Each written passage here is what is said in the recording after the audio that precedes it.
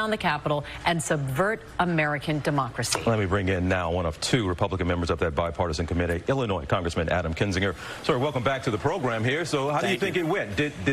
Was this the prime time show that it was billed to be, and did it go the way you wanted it to? Well, look, we wanted to be able to basically remind the American people what happened on the 6th.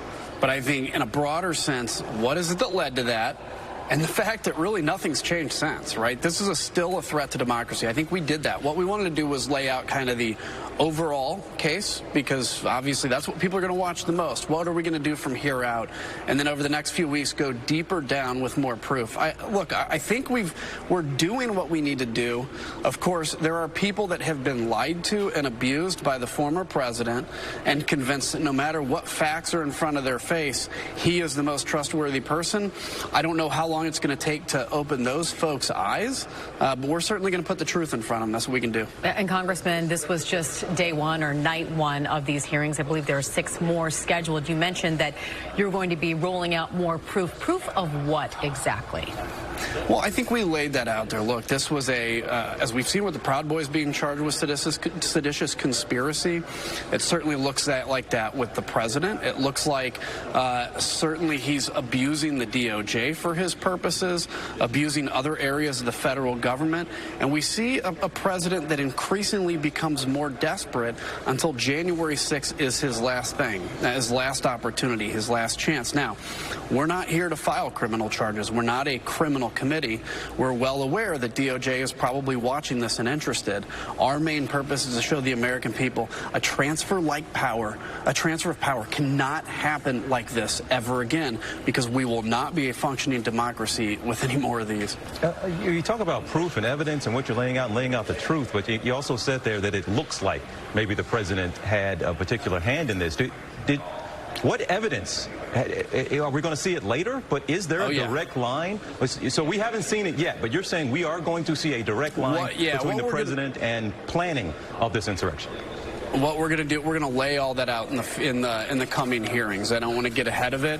What we showed is the top line of that. I think even what we put before the American people yesterday was really compelling. The president knew what he was doing. Frankly, if he did believe the election was stolen, and you'll see this further down the road with all the times he was proven and shown it wasn't, if he did believe it, I don't know if he's mentally capable of being president.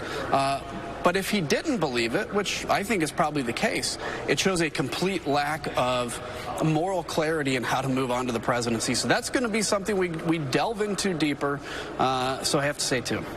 Congressman, we have a photo of you from last night. It's an emotional one. It's a photo of you hugging Harry Dunn, police officer, U.S. Capitol police officer, after last night's hearing. There it is right there. You all have been investigating this for the past 11 months. What has your experience been getting to know the men and women from that day who literally put their lives on the line?